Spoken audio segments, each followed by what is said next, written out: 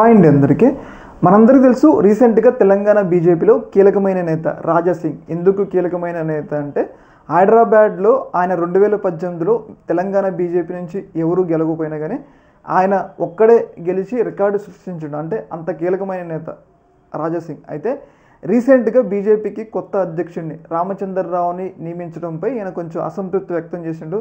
Party ఎదగడానికి కొంతమంది నాయకులు జీర్ణించుకోలేకపోతున్నారు, పార్టీలోనే గ్రూప్ గొడవలు ఉన్నాయని చెప్పేసి ఆయన తీవ్రస్థాయిలో అసంతృప్తి వ్యక్తం చేసి ఏదైతే రామచంద్రరావు నియామకాన్ని ఆయన వ్యతిరేకిస్తూ పార్టీకి అయితే రాజీనామా చేయడం జరిగింది.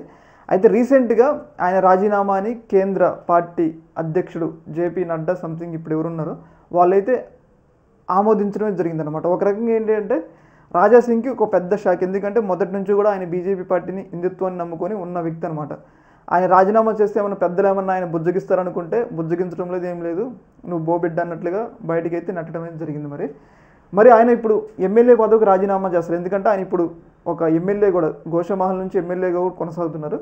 మరి ఇప్పుడు ఆయన ఎమ్మెల్యే పదవికి రాజీనామా చేస్తాడా లేదనేది ఒక కీలకమైన ప్రశ్న.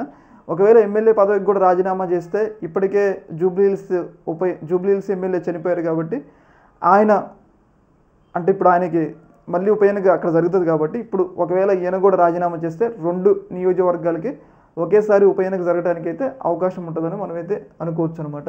మరి ఈయన స్పీకర్ ఫార్మాట్లో రాజీనామా చేస్తాడా లేదనేది చూడాలన్నమాట. ఏదేమైనా కానీ ఇది రాజా సింగ్కి ఒక పెద్ద షాక్ అనే మనం చెప్పుకోవాలన్నమాట. ఈ యొక్క అంశంలో మీ యొక్క అభిప్రాయం కింద కామెంట్ అయితే చేయండి. Okay, thank you.